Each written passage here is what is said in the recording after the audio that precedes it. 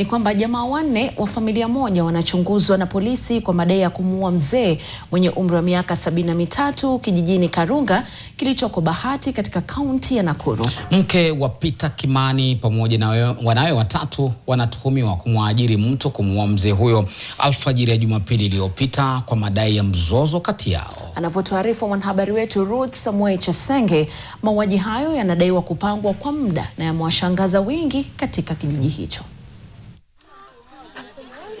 Mnamo Februari tarehe 15, Joyce Wanjiru alilazimika kufika makazi ya wazazi wake baada ya wafanyikazi aliokuwa wamewatuma kukosa kupata vifaa walizohitaji kufanya kazi.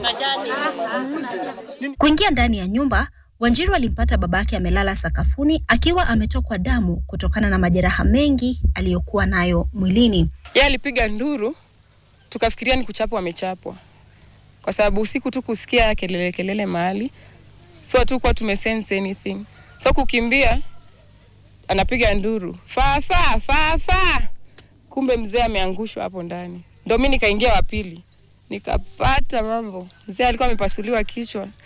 Mzee huyo mwenye umri wa miaka 73 alipelekwa hospitalini kwa matibabu lakini akafariki baadaye.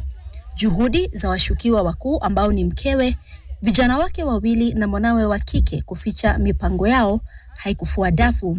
Tukiripoti kwa polisi, walikuja hivi wakijifanya wamelia ndio wametoka kutekwa nyara, si tukilia huku nje. Na wakaanza kukuja kulialia hapa, machozi hata by the way ilikuwa itoki. Rungu mbili zilizokuwa na alama za damu zilizokuwa zimetupwa chooni ziliopolewa na polisi, wakazi wakieleza kuwa mzee huyo alikuwa anateseka kwa muda bila wengi kujua. Muue hiyo siku tupatane naye alikuwa amenini mkono. Ndio huyo akamuuliza, "Nikee fafa?" Akamwambia amegwaruzwa, lakini mimi niko na mtoto wangu huko alikuwa ameniambia aliumwa. Kulingana na zile information tunapewa ni ati wamejaribu hadi kumuua na sumu imekataa. Ikafika mahali hadi kukaa hakulangi huko.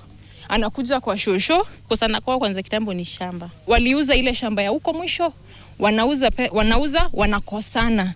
Juu unaona sasa wakiuza maybe wako na mita moja kwa nyumba, kila mtoto anataka kupewa juu ni watu wakubwa.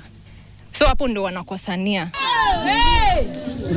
Upasuaji wa maiti wa mwenda zake ulionyesha kuwa Peter alifariki kutokana na majeraha ya kugongwa na silaha butu kichwani.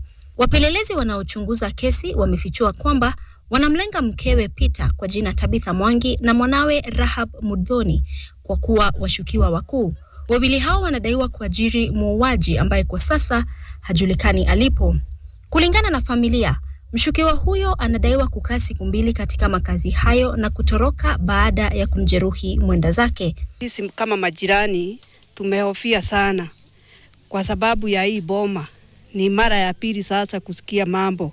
Kulingana na kamanda wa polisi wa Bahati Lilis Wachira, washukiwa hao wanne watasalia korokoroni kwa siku 21 zaidi baada ya mahakama kuwapa wapelelezi muda huo kutamatisha uchunguzi wao.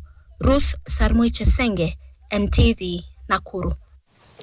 Pachangu nasema makiwa na haki tendeke kwa mzee huyo wa umri wa miaka 73.